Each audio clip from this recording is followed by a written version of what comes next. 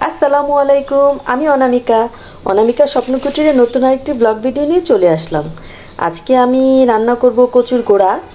আহ, এই গোড়া কেউ কিভাবে খান সেটা জানি না, আমরা মাছ দিয়ে রান্না করে খাই। এটা সিদ্ধ করে বাগার দিয়ে খেতেও কিন্তু মজা, একদম গোসের মতো মনে হয়, মানে মগজের মতো মনে হয় আমার কাছে। তো এই কচুটা দিয়ে আমি আজকে ইলিশ মাছ দিয়ে রান্না করব। আমি এখানে ইলিশ মাছ ভিজিয়ে রেখেছি। আমি ইলিশ মাছ বা চিংড়ি মাছ দিয়েও খাই, কিন্তু সবচেয়ে বেশি মজা কিন্তু কচু খেতে ইলিশ মাছই, মানে আমার কাছে। আর অনেকেই হয়তো বা অনেক মাছ দিয়ে খেতে পারে, জানি না। আমার কাছে কচু ইলিশ মাছ মাছ হিসাবে ইলিশ মাছ দিয়ে ভালো লাগে।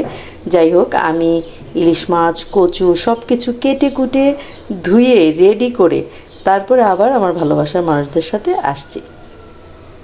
কেটে নিয়েছি এরকম কিউব কিউব করে, আর এটাকে আমি ভাপ দিয়ে নিচ্ছি। কারণ ভাপ দিয়ে নিলে, মানে এটার যদি মনে হয় যে কারো গলায় ধরবে, যদিও এইসব কচু কখনো গলায় ধরে না, তারপরেও আমি এটাকে ভাপ দিয়ে নিয়েছি। ভাপ দিয়ে তারপর রান্না করব, কারণ অনেকেই তো ঘরে খাবে। এখন কার কেমন লাগে তা তো বলতে পারি না। এর জন্য আমি এটাকে ভাপিয়ে নিচ্ছি, ভাপিয়ে পানিটা ফেলে দিব, তারপর এটাকে কষায় রান্না করব। সব কিছু করে চলে আসলাম। আমি কচুও সিদ্ধ করে রেখেছি, আমি তো ওটা দেখালাম, ঝরা দিয়ে রেখেছি। এখানে আমি তেল দিয়েছি আর বাটা পেঁয়াজ দিয়েছি। আমি কিন্তু বাটা পেঁয়াজ দিয়ে তরকারি খেতে পছন্দ করি। এটা আমি সবসময় বলি যে একটু ঝোলওয়ালা সবজিওয়ালা তরকারি আমি বাটা পেঁয়াজ দিয়ে খেতে ভালোবাসি। আমার কাছে মনে হয় কি ওই গ্রেভিটা খুব টেস্টি হয়।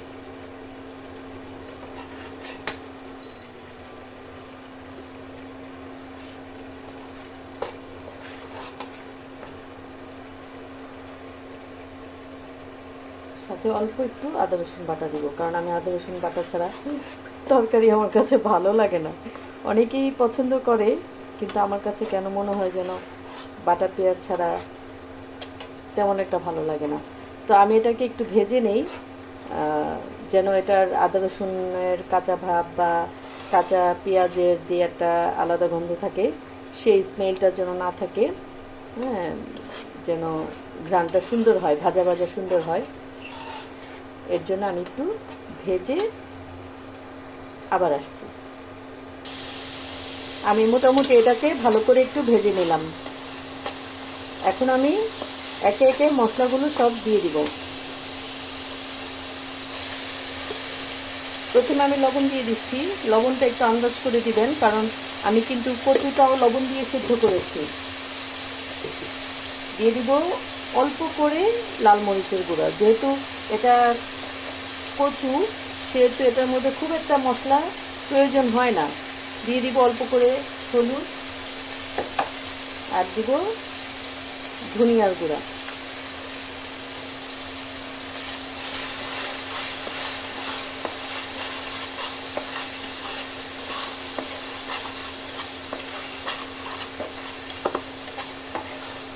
মশলাটাকে একটু কষিয়ে নিই।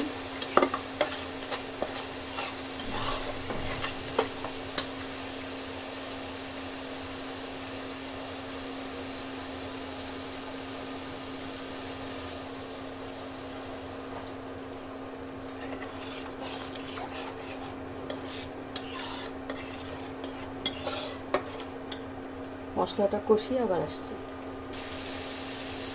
আমার মশলাটা ভালো করে ভাজা হয়ে গেছে। এখন আমি এটার মধ্যে কচুটা দিয়ে দিব। আমি কচুটা আগেই ভাপ দিয়ে সিদ্ধ করে নিয়েছিলাম।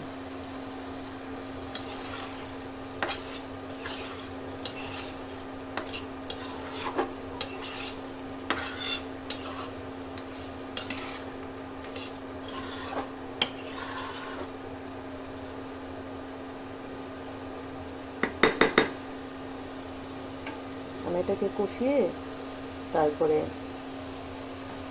ঝোল দিব, সারা দিয়ে ঢেকে দিই।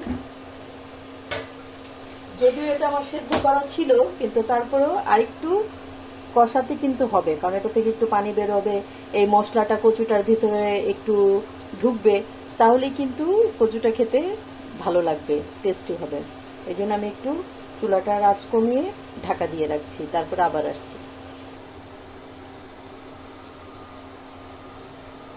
তো দেখি তার কি অবস্থা।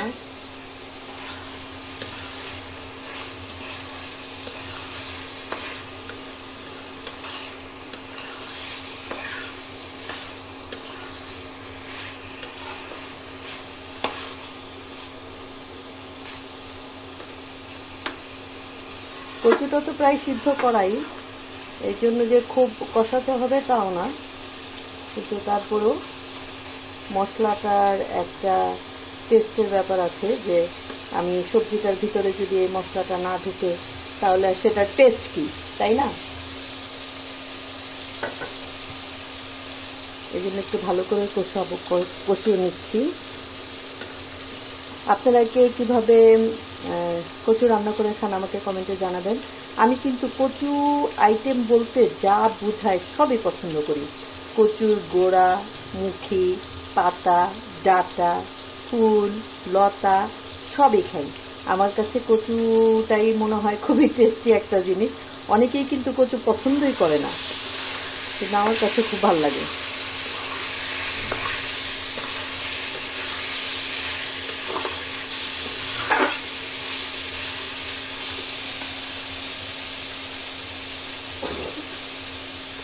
এখন আমি এটা থেকে ঝোল দিয়ে দেবো। আর কচুতে কিন্তু একটু ঝোলটা বেশি দিতে হয়, কারণ কচু কিন্তু অনেক ঝোল শুষে নেয়, এর জন্য একটু বেশি করে দিলেই খেতে ভালো লাগবে। আমি একটু পরে এটাতে মাছ দিয়ে দিব, একটু বলক আসলে মাছ দিয়ে দিব। এটা প্রায় সিদ্ধ হয়ে গেছে, এখন আমি এটার মধ্যে মাছটা দিয়ে দিব। আমি মাছটাকে একটু ভেজে নিয়েছি।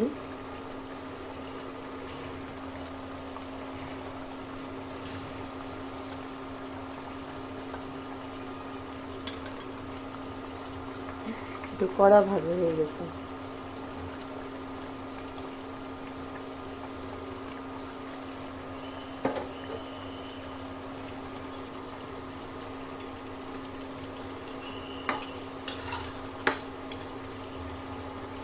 এটা আরেকটু ঝোল লাগবে, আমার ঝোলটা শুকিয়ে গেছে।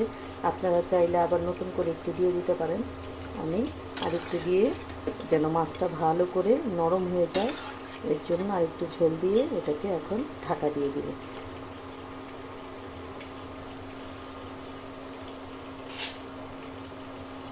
সাথে কাঁচামরিচ দিব, যেহেতু এটাতে খুব কম মশলা দিয়ে রান্না হয়, এর জন্য কাঁচামরিচের ঝালটা একটু হলে ভালো লাগবে।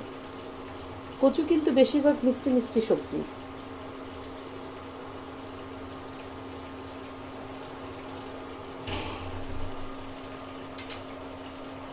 যে যেখান থেকে দেখছেন আমার চ্যানেলটিকে সাবস্ক্রাইব করে দিবেন, লাইক কমেন্ট শেয়ার করবেন, অবশ্যই পাশে থাকবেন।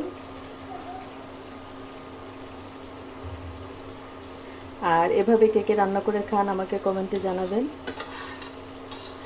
সবাই সবার পরিবার নিয়ে নিরাপদে থাকেন, সুস্থ থাকেন, আমি দোয়া করি। আমার জন্য দোয়া করবেন, আমি যেন আমার পরিবার নিয়ে নিরাপদে থাকি, সুস্থ থাকি। আর অবশ্যই লাইকের পাশাপাশি, কমেন্টের পাশাপাশি লাইক বাটনটা প্রেস করবেন। লাইক একটা ইউটিউবারের চার্জ, যেটা আমি সবসময় বলি। আর বেল বাটনটি প্রেস করে রাখলে আমি আপনাদের বোন তাড়াতাড়ি আপনাদের কাছে পৌঁছে যাব। তো এটা হতে থাক, আবার আসছি। হয়ে গেল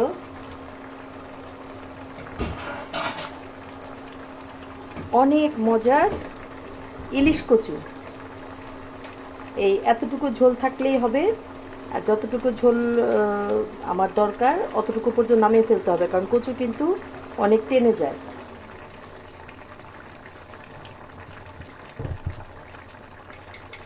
তো সবাই ভালো থাকবেন, এভাবে কচু রান্না করে খেয়ে দেখবেন, অবশ্যই কমেন্টে জানাবেন। আর অবশ্যই লবণ চেক করবেন, আমার মতো আন্দাজে লবণ দিয়ে তারপরে বকা খাবেন আর আমার কথা বলবেন, তাহলে কিন্তু হবে না। আপনারা সবাই অবশ্যই লবণ টেস্ট করে নামাবেন। ভালো থাকবেন। আসসালামু আলাইকুম।